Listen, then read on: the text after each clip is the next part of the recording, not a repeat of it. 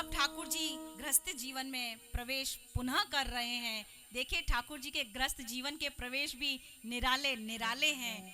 एक दिन ठाकुर घर लौटे तो सत्यभामा मुंह फुलाकर बैठी थी। कल हमने रुक्मणी जी का मुंह फूला देखा, फिर अब जामवंती जी की चर्चा की, अब सत्यभामा जी की चर्चा करते हैं। पत्नियां मुंह बड़ी जल्दी फुला लेती हैं और हमारे ठाकुर की तो मनावे की आदत ही पड़ी है, क्योंकि राधा रानी जी ने घणो नाज नखरों से ठाकुर को ये मेहनत करवाई है। ठाकुर बोले, क्या हुआ प्यारी? सत्यभामा बोली, तुम्हें जो फूल नारद जी ने दिया था वो फूल तुमने रुक्मणी को क्यों दिया? ठाकुर बोले, अरे कौन सो फूल और कहाँ के नारद जी? रुक्मणी बोली, नारद जी आए थे, वो ही कह रहे थे। ठाकुर बोलियो, अरे नारद जी कहीं तो चैन लेने दिया करो, सब जगह लीलो कर तो फिर है। ठाकुर बोले, कोई बात नहीं, जब मैंने फूल दे ही दिया है रुक्मणी को तो तुम्हारे लिए तो पूरा पेड़ ले आऊंगा। ज्यादा विवाद में मेरे ठाकुर पड़ते नहीं। भगवान को अपनी प्रिया को मनाने में ज्यादा मेहनत लगती नहीं, क्योंकि वृंदावन में राधा रानी ने बहुत प्रैक्टिस करवाई है इसकी। अब चले बैठकर गरुड़ पर ठाकुर स्वर्ग लोक में। रास्ते में सत्यभामा जी पर भौमासुर नामक राक्षस की ने क्रूर दृष्टि डाली तो उसका वध करके 16,100 महिषियों को मुक्त किया है। स्वर्ग जाकर परिजात वृक्ष को लाकर लगाया है। फिर एक झंझट हो गयो। क्या? जल्दबाजी में वो पेड़ थोड़ो ऐसो लग्यो कि थोड़ो सो टेढ़ो होके रुक्मणी के घर की तरफ ही चलो गयो। अब फूल अब भी रुक्मणी के घर में ही गिर रहे थे। अरे कन्हैया, तू टेढ़ो, तेरे सब काम ही टेढ़े। मेरा कन्हैया टेढ़ा है और सब काम टेढ़ा ही करता है। अब देखिए, मैंने चित्त चुराने वाली बात जब कही थी, आपको याद होगा कि वो मेरा माखन चोर नहीं, उसने क्या क्या चुराया था। चित्त चोर, वित्त चोर, नवल नवनीत चोर, वो उसको ध्यान कीजिए। फिर शाम गति शाममती शाम ही प्राणपति सुनाए। आज मेरा टेढ़ा सुन लीजिए, वो कितनी तरह का टेढ़ा है। टेढ़े ही नैन की, सबसे पहले उसके टेढ़े नैन हैं। टेढ़े ही नैन की टेढ़ी ही मुस्कान है। टेढ़े ही खम्ब को शाह बिहारी है। टेढ़ो ही मोर पंखा सिर साजत है। टेढ़ी ही चाल चले बनवारी है। टेढ़ी ही फेंट कसी कटी में लटुआ लटके लट घूंघट वारी है। टेढ़ी ही लाठी है कु हाथ लिए। टेढ़ो खड़ो मेरो रमण बिहारी है। टेढ़ो खड़ो मेरो रमण बिहारी है। ऐसो मेरो टेढ़ो सब काम टेढ़ो ही करे। ठाकुर चौके, अब कैसे बचे? सत्यभामा तो वैसे ही मुंह फुला के खड़ी है, अब पेड़ भी स्वर्ग लोक से लाए और वाकू भी टेढ़ो लगा दियो। फटाक बोले, अरे प्रिया, मैंने जानबूझ के या पेड़ को टेढ़ो लगायो है। क्यों? देख, तेरे यहाँ फूल गिरते तो तू माला बनाती। हाँ बनाती तो सही, तो बनाती तो किसे पहनाती? सत्यभामा जी हंस गई। आपको ही पहनाती प्रभु। तो सुन, मैंने तेरा काम हल्का कर दिया है। अब माला बनाएगी रुक्मणी, और जब वो मेरे को माला पहनाने वाली होगी तो मैं तुरंत वाके हाथ से ले आऊंगा और तुझे दे दूंगा और तू प्यार से मुझे पहना दीजो। सत्यभामा बोली, ये काम बहुत अच्छा किया। अच्छा, एक काम और कर दो। ठाकुर बोले, का? नेक थोड़ो और टेढ़ो कर दो। जो 2-4 फूल मेरे आंगन में गिर रहे हैं वो भी वहीं गिरेंगे तो माला मोटी बनेगी। ये मेरे ठाकुर और हमारी सत्यभामा जी का संवाद था, एक प्यार भरा छोटा सा उनका संवाद। 16,100 महिषियां शरणागत होकर सत्यभामा जी के पास आज आई हैं और कहा कि अब हमें कौन पुरुष स्वीकार करेगा। तो सत्यभामा जी ने आशीर्वाद दे दिया, तुम्हें कोई पुरुष नहीं, अब पुरुषोत्तम स्वीकार करेंगे, अब पुरुषोत्तम स्वीकार करेंगे। भगवान को बुलाया गया, इन सब के साथ ब्याह करो। भगवान देखकर घबरा गए। ठाकुर बोले, 1-2 तो ठीक थे, ये तो यहाँ से लेकर वहां तक पूरी की पूरी सेना तैयार है। सत्यभामा ने कहा, अब हमने तो वचन दे दिया ठाकुर, अब आपकी मर्जी। चले? तो सत्यभामा बोली, नहीं नहीं, मेरा कन्हैया तो मेरे पास ही रहेगा। तब भगवान ने 16,100 रूप धारण किए हैं, 16,100 मंडप तैयार किए हैं, 16,100 भवन तैयार किए हैं, 16,100 ब्राह्मण वेद पाठी तैयार किए हैं, 16,000 कृष्ण बने और 16,100 महिषियों के साथ एक साथ विवाह करके अपनी अपनी महिषियों के साथ मंगलमय भवन में प्रवेश किया है। बोलिए योगेश्वर महाराज की। ये कोई साधारण मनुष्य नहीं कर सकता था। पर एक छोटी सी बात कहूं, इस समाज पे उठते हुए प्रश्न पर मैं भी एक प्रश्न उछालती हूँ। मैं बहुत छोटी सी बात इस समाज के सामने रखना चाहती हूँ, फिर कथा में आगे चलूंगी। कई लोग इस प्रसंग के विषय में ठाकुर जी पर उंगली उठाते हैं कि कृष्ण ने इतने सारे विवाह किए, बहुत बहु विवाह किए हैं, ये श्री कृष्ण का किस प्रकार का व्यक्तित्व है। मैं आपके सामने उस व्यक्तित्व का एक बिंदु, सामाजिक बिंदु रखती हूँ। ये 16,100 जो स्त्रियां थी ना, जिनके साथ श्री कृष्ण ने विवाह किया, ये सारी की सारी राजकुमारियां थीं, जिन्हें भौमासुर राक्षस द्वारा अलग अलग राज्यों से अपहरण करके इनको अपनी जेल में इसने बंद कर लिया था। ये वो स्त्रियां थीं जो बहुत साल तक उस राक्षस के द्वारा शोषित हुई थीं। हमारा समाज इतना टेढ़ा है कि पतिव्रता माता सीता पर जब उंगली उठा सकता है, तो क्या ये समाज उन राजकुमारियों को छोड़ देता?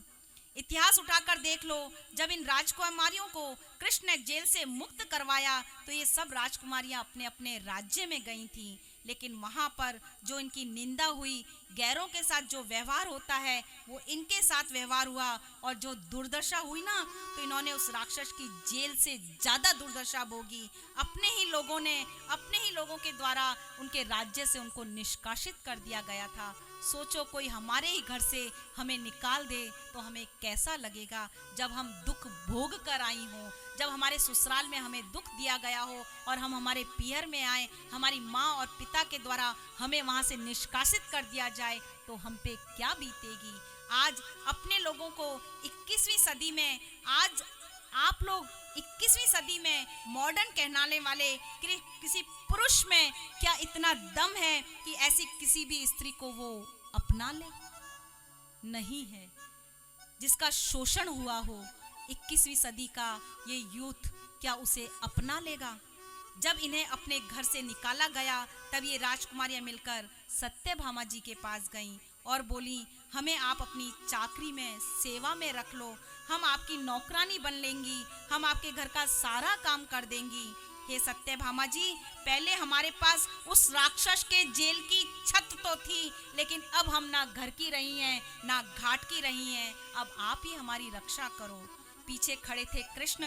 कृष्ण ने कहा, जिसका कोई नहीं होता उसका मैं होता हूँ, मैं तुम्हारी रक्षा करूंगा। और इस तरह 16,100 राजकुमारियों की ठाकुर ने रक्षा की है।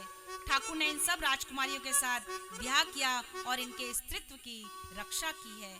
अतः हमारे उस टेढ़ी टांग वाले कृष्ण पर उंगली उठाने से पहले 100 बार सोच लेना, क्योंकि वो कृष्ण ही नहीं है केवल, वो योगेश्वर भी है। सभी के साथ ठाकुर का मंगलमय विवाह संपन्न हुआ। आगे कथा में भीम ने जरासंध का वध किया, पौंड्रिक का वध किया, सारे विश्व के राज्य पर विजय प्राप्त करने के लिए अश्वमेघ यज्ञ में गाली देता शिशुपाल का वध किया, क्योंकि शिशुपाल ने कहा, क्या देखता है कन्हैया? भगवान ने कहा, देख नहीं रहा, गिन रहा हूँ, 81, 82, 83, 84, 92, 93, 100। भीम उठे, इसे रोकना चाहा। भगवान ने कहा, भीम तुम बैठ जाओ। युधिष्ठिर बोले, ये क्या बोलता है, गाली दे रहा है। भगवान ने कहा, अरे आप रहने दो, ये मेरा और उसका आपस का मामला है। देखो, ये गाली तो दे रहा है लेकिन दिल से दे रहा है। उसे भी बैठा दिया। जैसे ही गिनती 100 पूरी हुई, ठाकुर ने सुदर्शन चक्र चला दिया और उसका वध कर दिया। सब चिल्लाए, अरे मार दिया, मार दिया। साधु बोले, चुप हो जाओ, सबके सामने तार दिया, तार दिया। ये भगवान का तेरा भाई था। जब पैदा हुआ था तो इसकी 4 भुजा थी। ज्योतिष ने कहा था कि जिसकी गोदी में ये जाएगा और 2 भुजाएं जब झड़ जाएंगी तो वही इसका वध करेगा। जब ठाकुर ने अपने भाई को गोदी में लिया तो इसकी 2 भुजाएं झड़ गई थी, तो माँ रोने लगी थी। माँ ने रोते रोते कहा, अरे तू अपने भाई को ही मारेगा? तो कन्हैया ने कहा था, मैं इसके 100 अपराध माफ कर दूंगा। आज ठाकुर ने उसको 100 गालियां देने के लिए छोड़ दिया था, और जैसे ही 100 गाली पूरी हुई, ठाकुर ने अपने सुदर्शन चक्र द्वारा उसको। अब हम चलते हैं सुदामा चरित्र की ओर, लेकिन हम वहां चलें उससे पहले थोड़ी सी एक शिक्षाप्रद बात। हमारे गुरुजी कहते हैं, 2 आदमियों के फोन नंबर हमेशा अपने पास रखो। कैसे 2 आदमी? एक तो जो तुम्हारी सारी अच्छाइयों में भी तुम्हारी कहीं ना कहीं बुराई ढूंढ ले, एक तो उसका फोन नंबर अपने पास रखो। एक उसका फोन नंबर अपने पास रखो जो तुम्हारी सारी बुराइयों को भी देखकर कहीं ना कहीं तुम्हारी कोई अच्छाई ढूंढ ले। क्यों? क्योंकि जब तुम्हें बहुत ज्यादा सफलता मिल रही हो, जब तुम्हारे में अभिमान आ रहा हो, तो उस आदमी को फोन लगा देना जो तुम्हारी बुराई ढूंढने के लिए आतुर रहता हो। वो कहीं ना कहीं फोन से तुम्हारी कोई ना कोई बुराई ढूंढ ही लेगा, और तुम्हारा अभिमान का जो स्तर ऊंचा उठा हुआ था वो वापस से संतुलन में आ जाएगा। लेकिन जब समाज से तुम तनाव में, परेशानी में हो, कहीं ना कहीं दुखों ने आकर बहुत घेर रखा हो, तो उस आदमी को फोन कर देना जो तुम्हारी सारी बुराइयों को देखने के बाद भी कहीं ना कोई अच्छाई ढूंढ लेता है। उससे फोन पे बात करना, वो तुम्हें प्रोत्साहित कर देगा, और तो तुम्हारा टेम्परेचर नीचे गया हुआ था वो वापस से ऊपर लाकर तुम्हें लेवल में ले आएगा। ऐसे 2 व्यक्तियों का फोन नंबर हमेशा अपने पास रखो, जो एक तो तुम्हें प्रोत्साहित करता हो और एक हतोत्साहित करता हो। ऐसे व्यक्तियों का फोन नंबर हमेशा हमारे पास रहना चाहिए। ना हुनर मेरे पास है, ना किस्मत मेरे पास है, लेकिन रहती हूँ बेफिक्र मैं फिर भी। ना हुनर मेरे पास है, ना किस्मत मेरे पास है, लेकिन रहती हूँ बेफिक्र मैं फिर भी, क्योंकि ठाकुर जी मेरे पास हैं, क्योंकि ठाकुर जी मेरे पास हैं। पुष्टि मार्ग सुंदर पुष्प है, एक अम्बुज है, एक कमल है। कमल सूर्य के प्रकाश से पुष्पित और कुसुमित होता है। तो इस पुष्टि मार्ग रूपी सुंदर कमल को विकसित करने के लिए हमारे महाप्रभु वल्लभाचार्य जी सूर्य के समान हैं। उस सुंदर पुष्प पुष्टि मार्ग की रक्षा करने के लिए वेद में मर्यादाएं हैं। पुष्टि मार्ग के वैष्णव यदि सेवा करता है, नाम करता है, कथा करता है, तो वह सहज ही ठाकुर जी को प्राप्त कर लेता है। ठाकुर जी 6 गुणों को धारण करने वाले के पास आते हैं।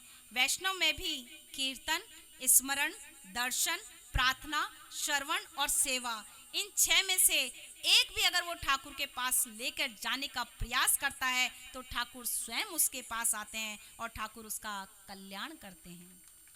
इस दुनिया में मात्र प्रभु कथा से ही है जो सामर्थ्य है इस कथा में, जो हमारे जीवन को भव सागर से भाव सागर में प्रवेश कराने का सामर्थ्य रखती है। कथा में अभाव में हमारा जीवन व्यथा से ज़्यादा और कुछ नहीं हो सकता। कथा का अभाव ही हमें अखरता है। भव रोग मिटाने की केवल एक ही औषधि है, और वो है प्रभु कथा। प्रभु कथा जीवन में अगर नाव है तो प्रभु कथा उसे डुबोने से बचाने वाली पतवार है। जीवन में अगर पतंग है तो प्रभु कथा उसे भटकाने से बचाने वाली डोर है।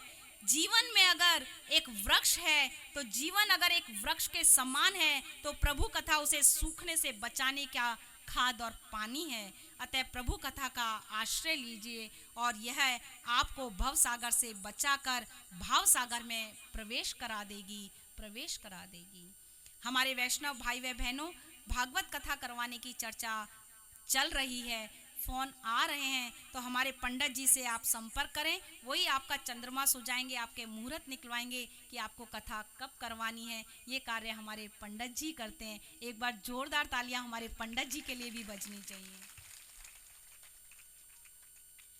अब परीक्षित ने कहा, हे गुरुदेव, युद्ध तो बहुत हो गया, युद्ध के प्रसंग भी बहुत हो गए, अब कुछ ऐसा सुनाओ, कोई रोचक सी कथा सुनाओ, कोई रोचक कथा सुनाओ। तो गुरुदेव, मेरे को इस युद्ध के लिए तो मैंने बहुत कार्य कर लिए। सुखदेव जी कहते हैं, लो अब तुम्हें सुदामा चरित्र में प्रवेश करवाता हूँ। भगवान का एक मित्र थे जिनका नाम था सुदामा दाम, सु प्लस दाम।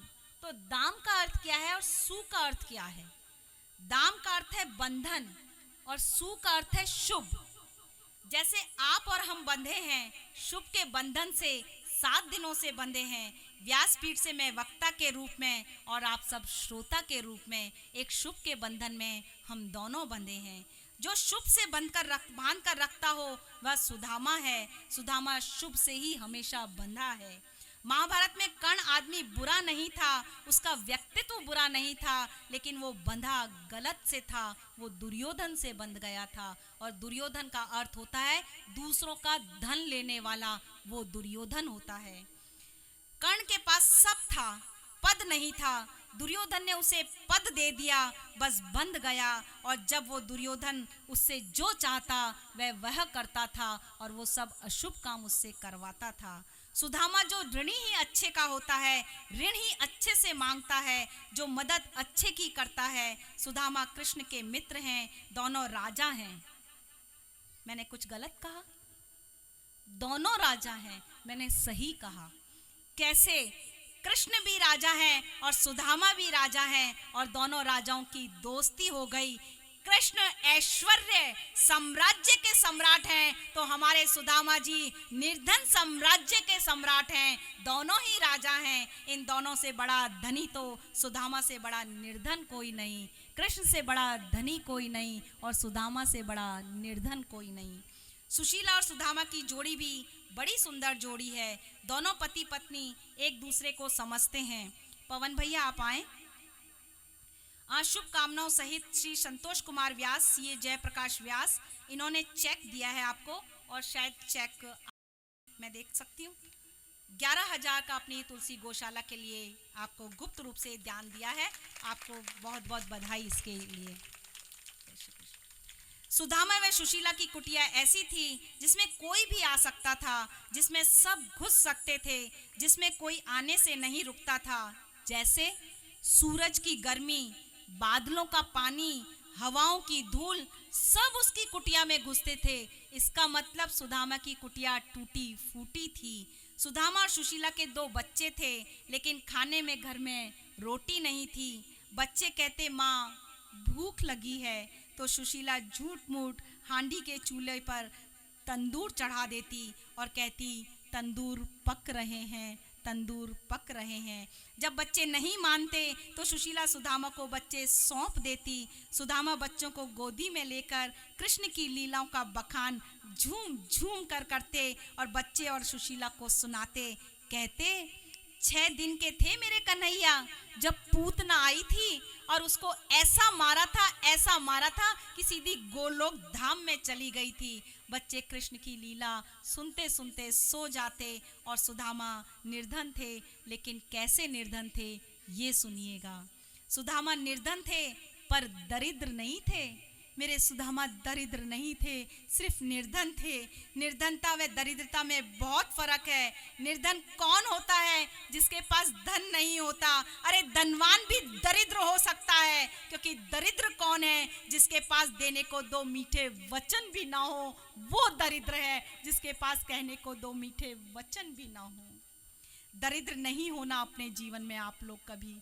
दरिद्र मत बनना, क्योंकि निर्धनता तो धन लेना और देना ये तो भाग्य की बात है, लेकिन दरिद्रता तो हमारे हाथ की बात है। निर्धन होना भाग्य की बात है और दरिद्र होना आपकी आदत है। दरिद्र होना आपके हाथ में है और जो आपके हाथ में है वो आपके पास है। इसलिए मीठे वचन बोलने से कभी मत चूकना, क्योंकि अगर मीठे वचन बोलने से आप चूक गए तो आपसे बड़ा दरिद्र कोई नहीं होगा। आपसे बड़ा दरिद्र कोई नहीं होगा। सुदामा मेरा दरिद्र नहीं था, निर्धन थे। आज जब बच्चे भूख से ज़्यादा ही विचलित हो गए तो सुशीला ने सुदामा को कृष्ण के पास जाने के लिए कहा। आप उनसे मिलने क्यों नहीं जाते स्वामी? आज तो सुशीला पीछे ही पड़ गई। आप जाओगे, ब्राह्मण हो, कुछ ना कुछ वो द्वारकाधीश आपको दे ही देगा और हमारी बात बन जाएगी। मुझसे इन बच्चों की भूख देखी नहीं जाती। हे सुशीला देख, कन्हैया मेरा दोस्त है, मेरा इष्ट है, मेरा संत है, सब कुछ है वो मेरा। चल तू कहती है तो मैं चला जाता हूँ। पीछे से बच्चों का ध्यान रखना। पर सुन, तू पीछे पड़ गई है, इसलिए जा रहा हूँ, कुछ लेने देने नहीं जा रहा। पर सुन सुशीला, संत के यहाँ, ब्राह्मण के यहाँ, मंदिर में खाली हाथ कभी नहीं जाते। तेरे पास कुछ है देने के लिए तो मुझे दे दे। अब सुशीला चौकी पड़ोस में गई तो गरीब का पड़ोस कैसा होगा? गरीब का पड़ोस तो गरीब ही होगा। पड़ोस में घर घर गई पर किसी के पास कुछ नहीं मिला। अंत में एक पड़ोसन ने थोड़े से चावल की बीनन दे दी। वही लेकर उसने बच्चे के शरीर से कपड़े उतारे हैं, उसी की पोटली बनाई है। कपड़े भी वो फटे हुए ही थे, उसमें थोड़े से चावल धरे हैं और उस फटे हुए कपड़े को ही सी सा के पोटली बना दी और डंडी से लटका दी और कह दिया, लो मैंने कर दी तुम्हारी तैयारी, अब जाने की तुम्हारी बारी। अब चल पड़े सुदामा, रास्ते में सोचते जा रहे हैं, कहाँ कहाँ खोजूं मैं उसको, कहाँ कहाँ खोजूं मैं उसको, किसके दरवाजे पे जाऊं जो मेरे चावल खा जाए, ऐसा मित्र कहाँ से लाऊं जो मेरे चावल खा जाए, ऐसा मित्र कहाँ से लाऊं। जीवन की रस कठिन डगर में, जीवन की इस कठिन डगर में दोस्त हजारों मिल जाएंगे। जीवन की इस कठिन डगर में दोस्त हजारों मिल जाएंगे, जो मतलब पूरा होने पर अपनी राह बदल जाएंगे, जो मतलब पूरा होने पर अपनी राह बदल जाएंगे। हरदम साथ निभाने वाला साथी ढूंढकर कहाँ से लाऊं, हरदम साथ निभाने वाला साथी ढूंढकर कहाँ से लाऊं, मेरे चावल जो खा जाए ऐसा मित्र कहाँ से लाऊं, ऐसा मित्र कहाँ से लाऊं। यही सब सोचते सोचते सुदामा द्वारिकापुरी पहुँचे हैं और द्वारपालों से कहा है, देखो ये गरीबी का हाल, कृष्ण के दरबार में ये फरियाद लेके आया हूँ। मेरे बचपन का यार मेरा श्याम, यही सोचकर मैं याद लेके आया हूँ। अरे द्वारपालों, कन्हैया से कह दो, यहाँ द्वारपाल कौन है? इस भजन को मैं खा रही हूँ। यहाँ द्वारपाल कौन है? यहाँ द्वारपाल जय और विजय पार्षद तीनों योनियों से मुक्त होकर द्वारपाल थे। वही सुदामा से पूछते हैं, उन्हीं ने सुदामा से पूछा है, अरे बंधुओं, अरे द्वारपालों, मेरा एक परम मित्र है, बहुत ही सुंदर है, हम गुरुकुल में साथ साथ पढ़ते थे। उसकी अपने मामा से कुछ अनबन हो गई थी और उसने अपने मामा कंस का वध भी कर दिया था और जरासंध से तंग आकर वो यहाँ आ गया है। जय विजय। द्वारपालों ने सुदामा को ऊपर से नीचे तक देखा तो सुदामा डर गया। सुदामा डरता हुआ कहता है, अच्छा कुछ नहीं बता सकते तो इतना तो बता दो, वो रहता कहाँ है? उसका कोई गली नंबर, कोई मकान नंबर, कोई सेक्टर नंबर, कोई प्लॉट नंबर हो तो बस वो ही मुझे बता दो। जय विजय ने सोचा, ये पूछ तो हमारे ही राजा के लिए रहा है, लेकिन राजा कभी किसी का दोस्त नहीं होता, राजा कभी किसी का सगा नहीं होता, कौवा कभी स्वच्छ नहीं होता, ज्वारी कभी सत्य नहीं बोलता, सर्प कभी क्षमा नहीं करता, शराबी कभी गहरी बात नहीं सोच सकता और राजा सगा कभी हो नहीं सकता। सगा है तो वो हमेशा स्वार्थ का है, ये नीति ने कहा है।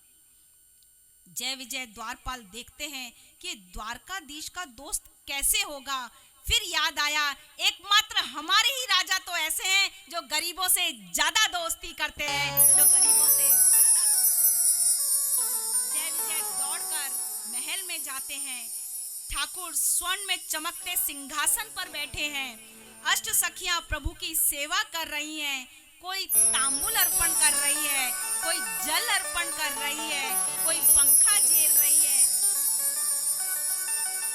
जय विजय ने दरबार में आकर प्रभु को सूचना दी, प्रभु आपकी जय हो, प्रभु आपकी जय हो। द्वार पर एक ब्राह्मण आया और कहता है, वह आपका मित्र है, नाम उसने अपना सुदामा बताया है। सुनते ही नाम सुदामा, ठाकुर चौंक पड़े, उठे सिंहासन से और दौड़ पड़े। भूल गए, सीढ़ियां उतरना भूल गए, पीतांबर कंधे से उतर गया, आंखों से अश्रुधारा बहने लगी। कूदकर दरवाजे पे सीधे पहुंचे और सुदामा लकड़ी पकड़े खड़े थे। देख सुदामा को कृष्ण ने खींचकर दिल से लगाया है और पूछ डाला है, बता मेरे यार सुदामा रे, भाई घने दिन में आया भाई।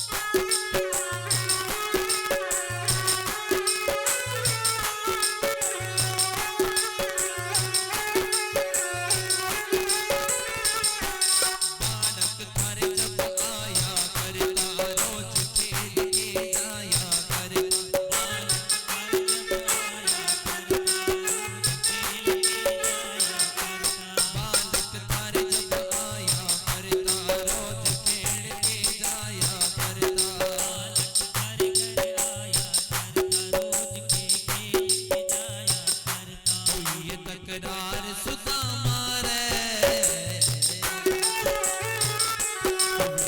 तकरार सुदामा रे भाई घणे दिना में आया यार सुदामा रे भाई घणे दिना बता मेरे यार सुदामा रे भाई घणे दिना में आया मेरी यार सुदामा रे भाई घणे दिना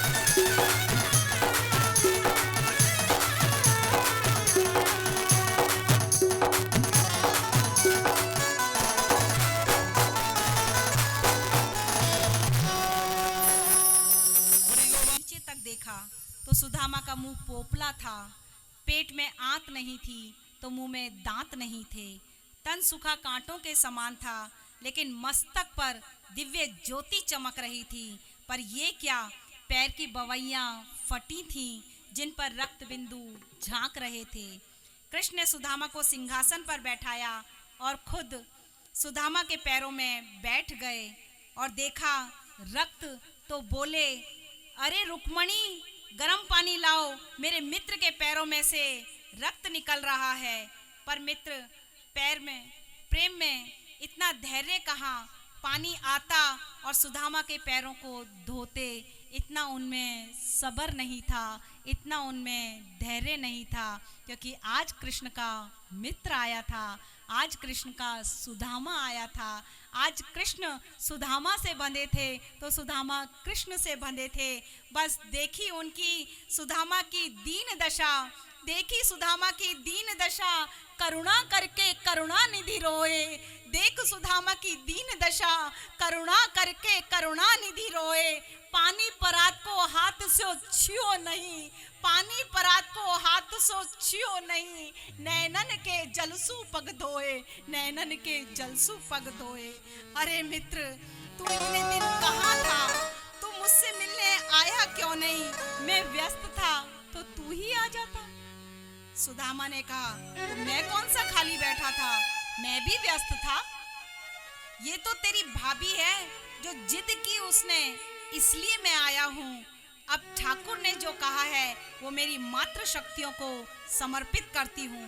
ठाकुर ने कहा, मेरा भाग्य ही कुछ ऐसा है कि मैं जब भी कोई पुरुष मेरे पास आया है तो माता के द्वारा ही भेजा गया है मेरे पास। सीधा सीधा कोई पुरुष मेरे पास आज तक नहीं आया। जो भी पुरुष आया है इन मात्र शक्तियों के द्वारा ही भेजा गया है। एक बार मात्र शक्तियां अपने लिए तो ताली बजाओ। कन्हैया चल छोड़, ये बता भाभी ने मेरे लिए भेजा क्या है। सुदामा अपनी पोटली को छिपाते हैं, सोचते हैं मेरी इज्जत का तो कुछ नहीं, लेकिन इस महल में ये पोटली खुल गई तो सभी लोग देखेंगे और मेरे कन्हैया की हंसी करेंगे। कन्हैया समझ गए और पोटली को सुदामा से छीन ली है। पोटली खोलकर देखते हैं तो भाभी ने उनके लिए चावल भेजे हैं और देखते ही खाने लगते हैं। जैसे ही एक मुट्ठी खाई, एक लोक दे दिया। जैसे ही दूसरी मुट्ठी खाई, दूसरा लोक दे दिया। तीसरी मुट्ठी खाने ही वाले थे कि रुक्मणी ने रोका है, टोका है, प्रभु होश में आओ। प्रभु ने कहा, तो रुक्मणी लो इस चावल के एक और एक दाना मुझे तुम रोज देते रहना प्रसाद के रूप में। अब कृष्ण सुदामा को अपने कमरे में ले गए और वहाँ पलंग पर उन्हें लेटाया और अपने मित्र के पैर दबाकर, पंखा झुलाकर, मीठी मीठी बातें कर उन्हें सुलाते हैं। सुबह बगीचे में सैर करवाते हैं, फिर बढ़िया नाश्ता करवाते हैं, फिर पुनः संवाद करते हैं पुरानी बातों का। बहुत दिनों तक बातें चलती हैं। बड़ा मंगल में, दिव्य में भाव दोनों मित्रों में संवाद होकर चलता है। एक दिन कृष्ण बोले, अरे सुदामा, तुम्हें तुम्हारे घर नहीं जाना क्या? क्या तुम्हें भाभी और बच्चों की याद नहीं आ रही? सुदामा, हाँ बस याद आ रही है, कल ही जाने वाला था।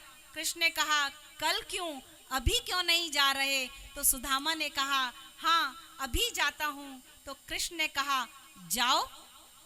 अरे अरे कहाँ जा रहे हो? सुदामा को जाते हुए टोकते हैं, ये मेरे कपड़े उतार के जाओ, ये कुंडल भी, ये बाजूबंद भी, ये पीतांबर भी सब उतार के यहीं पर जाओ। अरे रुक्मणी, जरा सुदामा की वो पुरानी लंगोटी तो ला देना। सुदामा सोच रहे हैं, स्वागत करने में तो मेरो कन्हैया एक नंबर, पर लेन देन में थोड़ा कृष्ण कमजोर है। या लंगोटी ही पहनानी थी तो पहले ही कह देता, धोकर तो सुखा देता। सुदामा लंगोटी पहनकर महल से बाहर निकले हैं। जैसे ही थोड़ी दूर पर चले तो पूरी द्वारिका आज सुदामा के पैरों में गिर पड़ी है। जय हो संत महंत तुम्हारी जय हो। इस द्वारिका में बड़े लोग आए, लंगोटियों में आए थे, पर जब गए थे तो बैलगाड़ियों, हाथियों पर स्वर्ण रत्न भर भर कर ले गए थे। लेकिन हम द्वारका वासियों ने ऐसा महात्मा नहीं देखा जो लंगोटी में ही आया था और लंगोटी में ही गया है। दुनिया का सबसे धनवान व्यक्ति से मिलने के बाद ऐसा साधु, वाह क्या बात है। सुदामा तेरी जय हो, तेरी जय हो। सुदामा की आंखों में आंसू आ गए, अश्रु आ गए और बोले, रे कन्हैया, तेरी लीला को किसने पहचाना है। ठाकुर देता है जब छप्पर फाड़ के देता है। अरे ठाकुर देता है जब इज्जत के साथ देता है। आज ठाकुर ने बता भी दिया और कह भी दिया, बताता भी नहीं कि आपकी तिजोरियां कब भर देगा वो, और इज्जत के साथ भर देगा। बस आप ठाकुर की तरफ एक कदम बढ़ाओ, 1000 कदम तो मेरा ठाकुर आपकी तरफ बढ़ा देगा। आप या तो यश पा सकते हो, आप या तो यश पा सकते हो, या फिर आप रस पा सकते हो। दोनों में से एक ही चीज पा सकते हो। सुदामा गांव पहुंचा तो देखा आज सब बदला बदला है, सब कुछ बदल गया है। एक बड़ा सा दरवाजा लगा था जिस पर लिखा था, सुदामा नगर में आपका स्वागत है। एक आदमी को सुदामा ने रोका और पूछा, कौन है ये सुदामा। आदमी ने कहा, ये इज्जत से सुदामा नहीं, राजा सुदामा कहिए, राजा सुदामा कहिए। अच्छा अच्छा, कोई और होगा। यहाँ तो मेरे खावे को रोटी नहीं है, और तो और लंगोटी भी फटी हुई मिली है। या कन्हैया तेरे चक्कर में 15 दिन पुरानी और पहनकर आयो हूँ। सब वस्त्र उतार कर या गंदी फट्टी धोती दे दी सुदामा को आज। सुदामा अपने ही नाम को पागलों की तरह देख रहा है आज, और सोच रहा है, गांव तो यही था, पेड़ भी यही था, मेरी झोंपड़ी भी यही थी, इसी पेड़ के नीचे तो मेरी झोंपड़ी थी। यहाँ तो अब अद्भुत महल चमक रहा है। साथ ही Sudama college, Sudama school, Sudama dhaba, Sudama university, Sudama technology college, सब सुदामा ही सुदामा, सुदामा ही सुदामा दिख रहा है। घर की जगह पर सुंदर महल देखकर, वही पेड़ देखकर माथा पकड़कर आज सुदामा बैठ गया। या कन्हैया तेरे चक्कर में का पड़ियो, कछु मिलियो ना मिलियो, पर मेरो प्लॉट, टूटी फूटी झोपड़ी जो सब थे वो भी गयो। कहाँ गए होंगे मेरे बच्चे, कहाँ गई होगी मेरी सुशीला। आछो आयो कन्हैया तेरे चक्कर में। हे कन्हैया तू तो मिलियो, पर ते मेरे पास जो कछु थो वो भी गयो।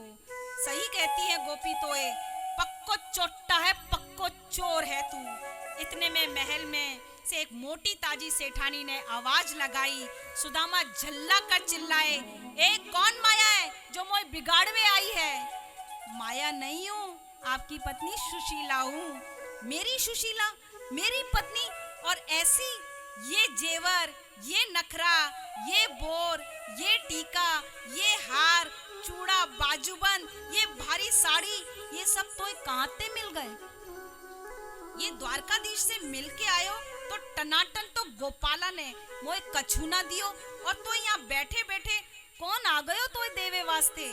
मैं कांते लाई, तुम्हारे मुनीम आए हैं।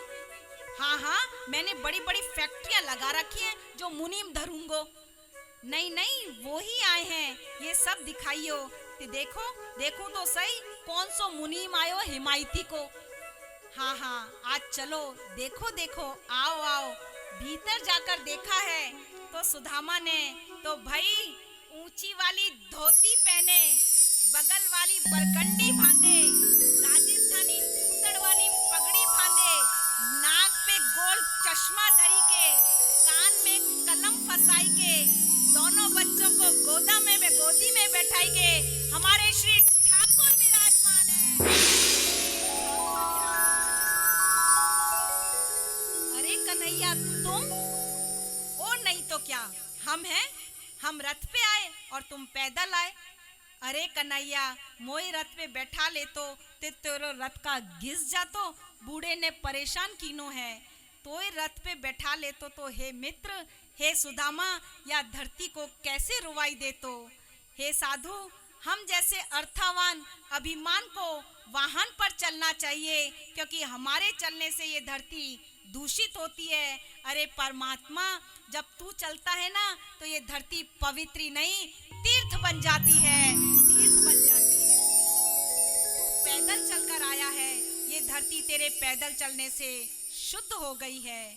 सुदामा बोला, हे कृष्ण, मैं ये सब लेने देने नहीं आया मैं तेरे पास। ये कहकर सुदामा भगवान के चरणों में समर्पण भाव से गिर पड़े हैं और भजन करते हुए चल पड़े हैं। बंधुओं, सुदामा अगर धन लेने गया होता ना तो ऐसे रोज सुदामा द्वारिका में 100 से अधिक आते थे और दरवाजे से ही भेज दिए जाते थे। सुदामा लेने नहीं, सुदामा आज देने आया था। उसने 3 मुट्ठी चावल कृष्ण के 3 लोक के समान थे। सुदामा को जो भी कृष्ण ने दिया वो उसे और भी बहुत कुछ दे सकते थे, वो दे नहीं पाए। यहाँ सुदामा के आगे हमारा ठाकुर हारा है, यहाँ सुदामा के और मित्र के आगे एक मित्र हारा है। अरे जो मुक्ति दे सकता है, अरे जो मुक्ति दे सकता है, उसके लिए संपत्ति देना कौन सी बड़ी बात थी। इसलिए यहाँ सुदामा लेकर नहीं आया, यहाँ सुदामा देकर आया है। इस कथा की गहराई को समझो। सुदामा का मंगलमय प्रसंग था। एक बार बंधुओं, महाराज अपने दोस्तों और मित्रों के लिए जोरदार तालियों के द्वारा उनका भी स्वागत कि आपको सब ऐसे ही दोस्त, ऐसे ही सुदामा और कृष्ण जैसे मित्र मिलते रहें। जो ये मनुष्य शरीर हमें मिला है बड़ा दुर्लभ है, इसे संभालो। ये जीवन ऐसे ही नहीं मिला, कोई सुयोग्य ही योग बना होगा जब हमको ये शरीर मिला होगा। आप छिपकली, मेंढक, सांप, बिच्छू कुछ भी बन सकते थे, परंतु आप मानव मनुष्य योनि में आए हो। देखो, मछली का बच्चा जब पैदा होता है, पैदा होते ही वो तैरना जानता है। सांप का बच्चा जब पैदा होता है, पैदा होते ही वो डसना जानता है। बंदर का बच्चा जब पैदा होता है, पैदा होते ही वो उछलना जानता है। कुत्ते का बच्चा जब पैदा होता है, पैदा होते ही वो भौंकना जानता है। एक मानव का बच्चा ही ऐसा है जो पैदा होते ही रोना जानता है। वो रोता क्यों है? लेकिन जब वो जानना चाहता है ना, तब देखो वो क्या क्या जानता है। लेकिन जब वो जानना चाहता है तो वो एवरेस्ट पे भी चढ़ जाता है। लेकिन जब वो जानना चाहता है तो मंगल ग्रह पे भी पहुंच जाता है। जब वो जानना चाहता है तो वो चंद्रमा पे भी पहुंच जाता है। तो अपने शरीर को जानो, अपने इस कृष्ण को जानो, अपने इस योगेश्वर को जानो, अपने इस भक्ति को जानो, अपने मोक्ष को जानो कि हमें कैसे इस संसार से मुक्ति मिल सकती है, कैसे इस आने जाने के जीवन से हमारा पीछा छूट सकता है। बस इस मानव में, इस मनुष्य योनि में एक कमी और है। उसे अपना कल नहीं पता, उसे अपना कल नहीं मालूम। कल हम होंगे भी कि नहीं होंगे, क्योंकि रोज यही एक हंगामा रोज बना रहता है कि कब छूट जाए पता नहीं, इन सांसों की लड़ कब टूट जाए पता नहीं। अब इधर कथा में हम यदुवंश में प्रवेश करते हैं। एकादश स्कंद के में यदुवंश के ऋषियों को श्राप दिया गया। भगवान श्री कृष्ण ने ऋषियों द्वारा यदुकुल को श्राप दिलाने का उपक्रम किया। भगवान की प्रेरणा से अंगिरा, दुर्वासा, विश्वामित्र, वशिष्ठ और नारद द्वारिका के पास पिंडराकट क्षेत्र में आए। अनेक बालक जामवंती के पुत्र साम को एक सुंदर स्त्री का वेश बनाकर मुनियों के पास ले आए। चरण स्पर्श करने के बाद बालक बोले, हे मुनियों, यह स्त्री गर्भवती है, इसके शीघ्र बच्चा होने वाला है। आप यह बतलाने का कष्ट करें कि इसके गर्भ में पुत्र है कि पुत्री है। मुनि लोग उन बालकों के इस व्यंग्यपूर्ण उपहास से कुपित होकर क्रोध में बोल उठे, अरे मूर्ख बालकों, यह स्त्री एक ऐसा मूसल पैदा करेगी जो तुम्हारे कुल का नाश कर देगी। मुनियों की यह बात सुनकर बालक बहुत डर गए। उन्होंने तुरंत साम के पेट को खोल कर देखा तो सचमुच उसमें एक लोहे का मूसल निकला। वे घबराकर मूसल को लेकर उग्रसेन के पास गए और सारी घटना सुनाई। राजा उग्रसेन समझ गए ब्राह्मणों का श्राप झूठा नहीं होता। फिर भी उन्होंने उस मूसल का चूर्ण बनाकर समुद्र में फिकवाया है। उस चूर्ण के एक लोहे के टुकड़े को एक मछली निगल गई। यही मछली जरा नाम के एक व्याध के जाल में फंस गई। जब व्याध ने मछली का पेट चीरा तो लोहे का टुकड़ा निकला, जिसको उसने अपने बाण की नोक पर लगाया है। इधर देवों ने यादवों की बुद्धि हर ली। वे मदिरा का सेवन कर एक दूसरे से लड़ने झगड़ने मरने लगे। जब हथियार समाप्त हो गए तो समुद्र तट पर उगी हुई घास, जो लोहा में मूसल के चूर्ण से पैदा हो गई थी, उसी को लेकर संहार करने लगे। जब कृष्ण ने देखा यदुवंश का संहार हो रहा है तो बलराम ने अपना पहले शरीर छोड़ा। फिर भगवान कृष्ण ने पीपल के वृक्ष के नीचे बैठकर चतुर्भुज रूप का धारण किया और विश्राम करने लगे। कृष्ण ने अपनी दाहिनी जांघ पर बायां चरण रखकर विश्राम कर ही रहे थे, तभी जरा नाम के बहेलिये ने उनके चरण को हिरण का मुंह समझकर अपना बाण चला दिया, और यह बाण वही था जो मूसल के टुकड़े से बना था। भगवान ने शिकारी को कहा, डरो नहीं और जाओ स्वर्ग में निवास करो, ये सब मेरी ही लीला है। और भगवान विमान पर आरूढ़ होकर अपने धाम को चल पड़े।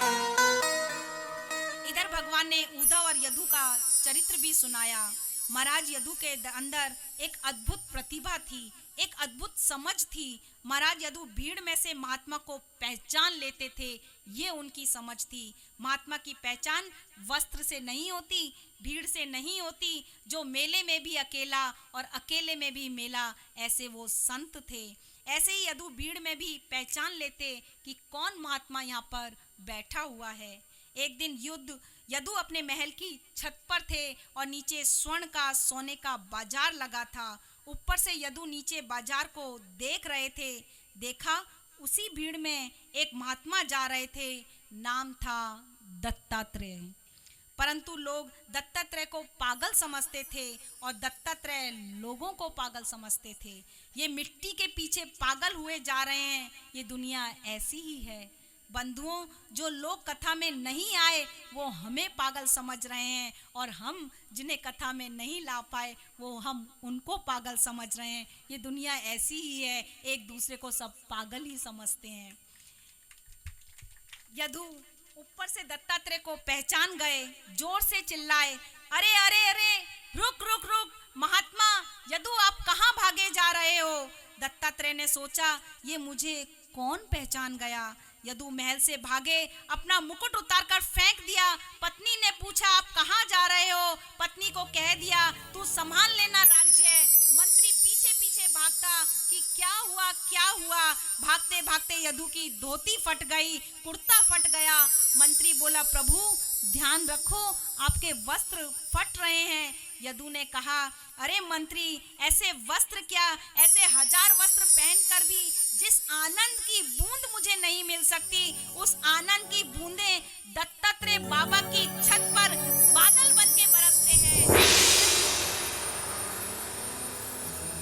यदु भागे, दत्तात्रेय आगे आगे महीनों तक भागे, सड़कों पर भागे, गलियों में भागे, नदियों में भागे, पहाड़ों पर भागे, जंगलों में भागे, झाड़ियों में भागे, पर पीछा छोड़ा नहीं महाराज यदु ने दत्तात्रेय का। भगवान भी अड़ने वालों को ही मिलते हैं। 2-4 दिन का या 7 दिन का जोश देने वालों को दुनिया में कुछ नहीं मिलता। ना धर्म में कुछ मिलता है, ना संसार में कुछ मिलता है। अड़ना आना चाहिए। ठाकुर को प्राप्त करने के लिए आपको अड़ना जरूरी है, वो भी निरंतर और सतत रूप से अड़ना जरूरी है। अपने ठाकुर का ध्यान हमेशा अपने चिंतन में बना रहना जरूरी है। होश वाले अड़ गया, उसे ही ठाकुर मिल गया। भागते भागते एक दिन दत्तात्रेय एकदम से रुक गए और बोले, अरे क्यों आता है मेरे पीछे, क्या बात है? महाराज यदु हाथ जोड़कर बोले, बाबा आप ही बताओ इतना आनंद कैसे पाया? हे बाबा, मैं ये नहीं कह रहा कि आप मुझे फल सीधा सीधा दे दो, आप तो बस मुझे रास्ता बता दो, मैं खुद ही उस पर चलूँगा, उस रास्ते पर चलूँगा। दत्तात्रेय बोले, अच्छा तू कुछ अनोखा जान पड़ता है, बैठ मेरे पास, मैं बताता हूँ। और बताने लगे कि मैंने अपने जीवन में 24 शिक्षा गुरु बनाए हैं, उन शिक्षा गुरुओं की व्याख्या अब मैं तेरे सामने करता हूँ। देखिए, शिक्षा गुरु कितने भी बना सकते हैं, दीक्षा गुरु हमारा एक ही होता है। शिक्षा गुरु तो हमको बच्चे से भी शिक्षा मिल सकती है, तो बूढ़े से भी शिक्षा मिल सकती है। यहाँ दत्तात्रेय जी ने 24 अपने शिक्षा गुरु बनाए हैं। उन्हीं गुरुओं को वंदन करते हुए हम एक भजन के माध्यम से, उससे पहले एक व्यक्ति ने बहुत प्यारी बात कही है, एक शिष्य ने बहुत प्यारी बात कही अपने गुरु के लिए कि जब आप हमारी शंका को दूर करते हो तो आप शंकर हो जाते हो। जब आप हे गुरुजी हमारे मोह को दूर करते हो तो आप मोहन हो जाते हो। हे गुरुजी जब आप हमारे विष को दूर करते हो तो आप विष्णु हो जाते हो। हे गुरुजी जब आप हमारे भ्रम को दूर करते हो तो आप ब्रह्मा हो जाते हो। हे गुरुजी जब आप हमारी दुर्गति को दूर करते हो तो आप हमें दुर्गा के रूप में दिखते हो। हे गुरुजी जब आप हमारे गरूर को दूर करते हो तब आप हमें गुरुजी के रूप में दिखते हो। और इसीलिए कहा है गुरु रे ब्रह्मा गुरु रे विष्णु गुरु रे देवो महेश्वरा गुरु साक्षात परम ब्रह्म तस्मै श्री गुरुवे नमः। ले गुरु का नाम वंदे यही तो सहारा है। हे गुरु का नाम वंदे यही तो सहारा है। ले गुरु का नाम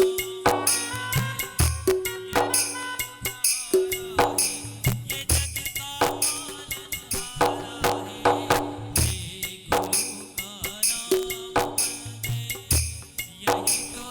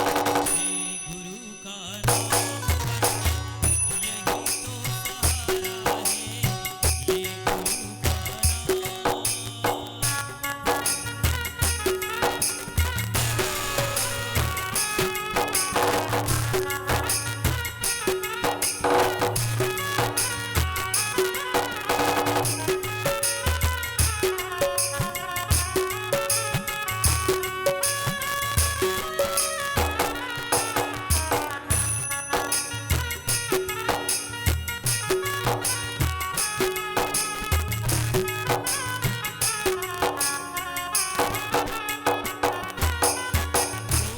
है तेरा साथ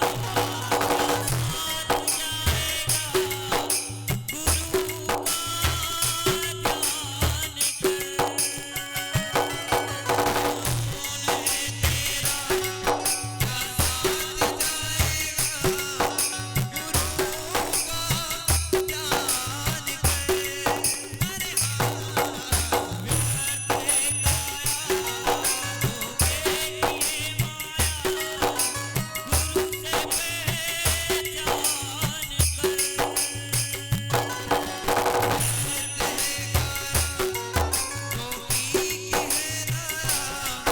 गुरु का ध्यान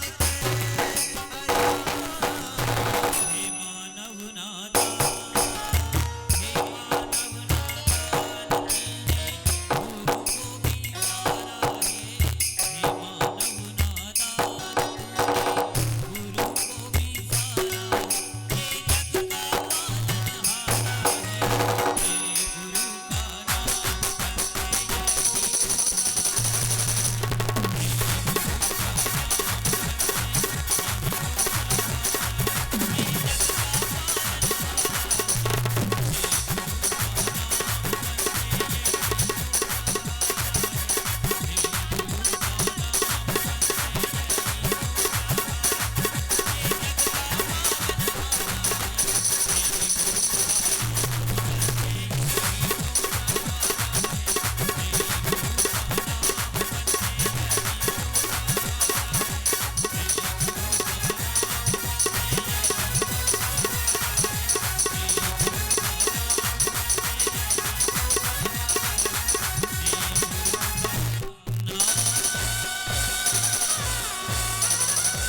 बोलिए अपने अपने गुरु महाराज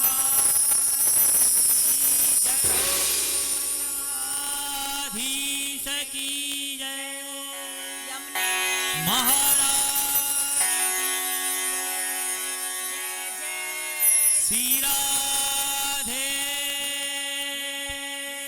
जय जय श्री राधे, जय जय श्री राधे।